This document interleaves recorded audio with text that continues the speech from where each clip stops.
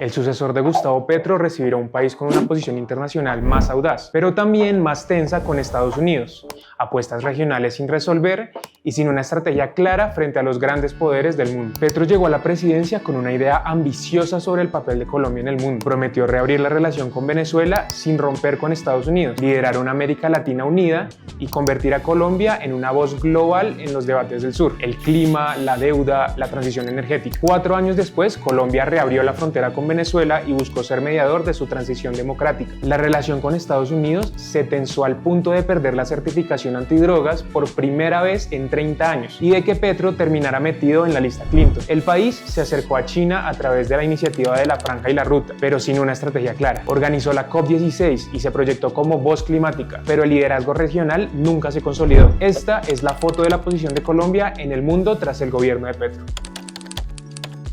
La relación con Estados Unidos no quedó bien. Estados Unidos sigue siendo el principal socio comercial de Colombia y representa el 30% de las exportaciones del país. También es el mayor inversionista histórico y durante décadas el principal aliado en seguridad. Casi 450 millones de dólares anuales en cooperación militar, inteligencia compartida, helicópteros, entrenamiento de pilotos y tecnología antinarcótica. Pero la relación con el gobierno Petro termina en su peor momento en décadas. Todo empezó con la llegada de Donald Trump a la Casa Blanca. El primer golpe fue en enero de 2025, cuando Petro se negó a recibir 2 aviones militares estadounidenses con deportados colombianos. Trump respondió con amenazas de aranceles. El segundo llegó en octubre de 2025. Por primera vez en 30 años, Washington retiró a Colombia de la lista de naciones que luchan contra el narcotráfico. La desertificación no fue la más dura posible, pero el golpe simbólico fue enorme. Colombia perdió su estatus de aliado confiable en la guerra contra las drogas, una relación construida durante décadas. La relación bilateral entre Colombia y Estados Unidos durante este periodo, más que una relación entre estados, fue una relación entre gobiernos de turno. Trump no abordó a Colombia como país, con toda su historia y sus vínculos de largo plazo,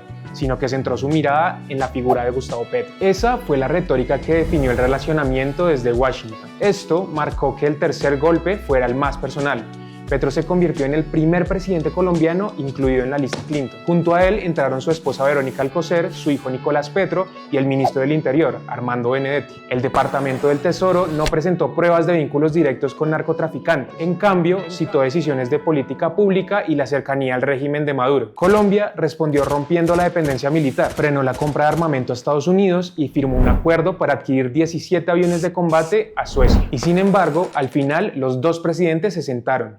El 3 de febrero de 2026, Petro y Trump se reunieron en la Casa Blanca durante casi 2 horas. El encuentro dejó una tarjeta firmada por Trump que decía I love Colombia. Debajo de los gestos, Petro se alineó con lo que Washington quería. Hablaron de erradicación manual de drogas, cooperación en seguridad y la participación colombiana en la reactivación de la industria petrolera venezolana. Colombia no fue el mediador que esperaba ser en el tema Venezuela. La gran apuesta regional de Petro empezó en la frontera entre Colombia y Venezuela. En septiembre de 2022, después de 7 años de paso cerrado, los gobiernos de Petro y Maduro reabrieron la frontera y comenzaron a normalizar las relaciones bilaterales después del cerco diplomático contra Venezuela promovido por Duque, siguiendo la lógica de aislar a Maduro del sistema internacional para forzar una transición democrática. Petro, desde la campaña, dejó claro que restablecería las relaciones sin importar quién gobernara en Caracas, y cumplió. Ningún país se enfrenta a las consecuencias de la crisis venezolana con tanta intensidad como Colombia.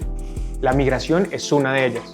Pero igual de grave es el problema de seguridad fronteriza. Grupos irregulares colombianos que hoy operan en ambos lados de la frontera, algunos con presencia mayoritaria en territorio venezolano, han incorporado en sus filas a sectores de las Fuerzas Armadas venezolanas, algo documentado por periodismo de investigación. Colombia también quería tener un rol clave en la transición democrática de Venezuela. Petro actuó como mediador entre los gobiernos de Estados Unidos, el chavismo y la oposición venezolana. Era un canal confidencial que conectaba al entonces embajador en Washington, Luis Gilberto Murillo, con el Departamento de Estado y la oposición en Venezuela, mientras el ex canciller Álvaro Leiva lideraba la comunicación con el régimen de Maduro. A ese esfuerzo se sumaron Brasil y México, en lo que internamente llamaban el G3. La idea era que, tras las elecciones de julio de 2024, el chavismo accediera a compartir el poder con la oposición durante 3 años, para que la segunda mitad la asumiera Edmundo González. Pero el plan fracasó. Maduro se quedó con las elecciones, Petro y Brasil no reconocieron el gobierno. El chavismo no aceptó ningún arreglo de poder compartido. La relación quedó en el peor punto. Colombia perdió la confianza del chavismo por no apoyarlo y de la oposición por los cambios de rumbo del gobierno. Después de que el ejército estadounidense capturara a Nicolás Maduro, Venezuela quedó bajo la presidencia encargada de Delcy Rodríguez. El tablero cambió completamente. Colombia tuvo que reposicionarse, ya no como árbitro de una transición democrática, sino como puente útil para los intereses de Washington en hidrocarburos, comercio y seguridad. Así, para Parsifal de Sola, la intervención militar de Estados Unidos del 3 de enero es una clara reflexión del fracaso de los países sudamericanos, particularmente de Colombia y de Brasil, en lograr que se viera algún proceso de transición democrática en Venezuela, más cerca de China que nunca. La relación que hoy tiene Colombia con China es la más cercana en la historia. Esto no solo se debe al gobierno Petro, sino también a que China ha sido proactiva en buscar acercarse. Aunque otros gobiernos ya venían evaluando cómo acercarse a China, Petro dio varios pasos en esa dirección.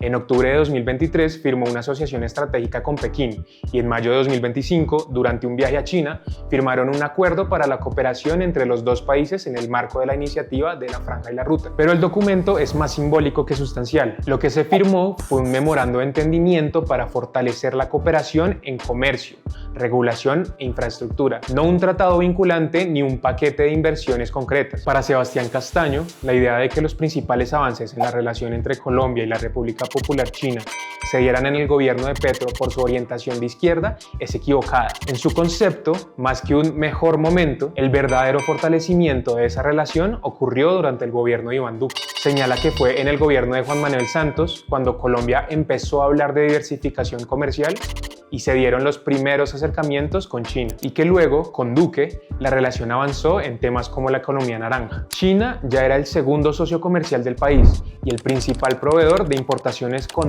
más de 100 empresas operando en Colombia e inversionistas superiores a 3.100 millones de dólares. El proyecto más visible es la primera línea del metro de Bogotá. Colombia también entró al nuevo Banco de Desarrollo de los BRICS, y avanzó hacia el ingreso al Banco Asiático de Inversión en Infraestructura. Washington expresó su malestar y se opuso a proyectos financiados por multilaterales con empresas chinas en Colombia. Además, Colombia nunca se ha adherido formalmente a la iniciativa de la Franja y la Ruta, como explica Castaño. Lo que existe es un memorando de entendimiento, es decir, un acuerdo de mutuo beneficio que ni siquiera es vinculante dentro de ese marco. Además, subraya que nunca se utilizó la figura de joint, en una línea similar a lo que también hizo Brasil. Firmar el memorando fue fácil. Lo difícil es convertirlo en una estrategia con proyectos concretos.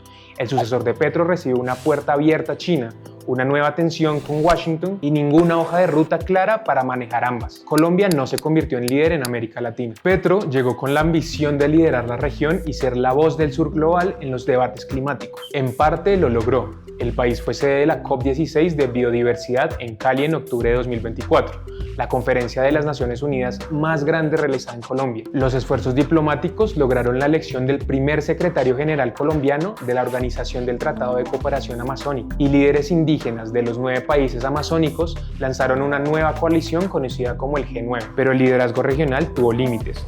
Ni siquiera Lula da Silva, el aliado más cercano de Petro, fue a la COP. La coalición latinoamericana que Petro imaginó nunca existió. Brasil siguió su propio camino, México se retiró del bloque de mediación en Venezuela. La región siguió fragmentada. En estos 4 años también se deterioraron las relaciones con 2 países vecinos. Con Perú, la tensión arrancó desde el primer año.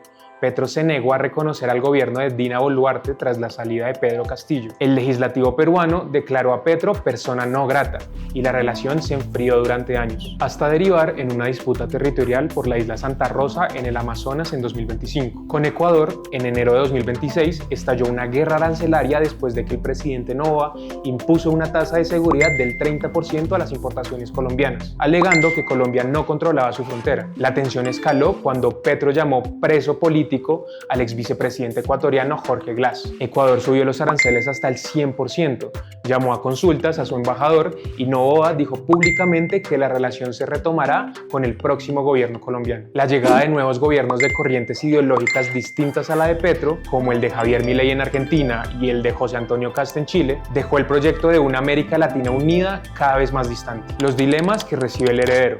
1. ¿Cómo recomponer la relación con Estados Unidos sin perder autonomía? El próximo gobierno tendrá que maniobrar entre un expresidente sancionado, una desertificación antidrogas inédita y la presión de Washington por reanudar la erradicación forzada, sin abandonar de todo el margen de maniobra que Petro intentó construir sobre la autonomía del país. 2. ¿Qué hacer con China? Colombia tiene una puerta abierta, pero ninguna estrategia. El próximo presidente deberá decidir si convierte el memorando en proyectos concretos y cómo hacerlo sin profundizar la tensión con Washington. 3. ¿Puede Colombia seguir siendo mediador en Venezuela? El tablero cambió radicalmente. Cualquier conversación sobre Venezuela deberá pasar ahora por Washington. El nuevo gobierno tendrá que definir qué rol juega Colombia en ese triángulo. 4. ¿Cómo reconstruir vecindades rotas? Las relaciones con Ecuador y Perú necesitan reparación y el sueño de una América Latina unida deberá ceder paso a una diplomacia más pragmática, bilateral y menos ideológica. Además, estos 4 dilemas tendrá que navegarlos con una Cancillería desarticulada y politizada, como herencia de los 4 años de gobierno de Gustavo Petro.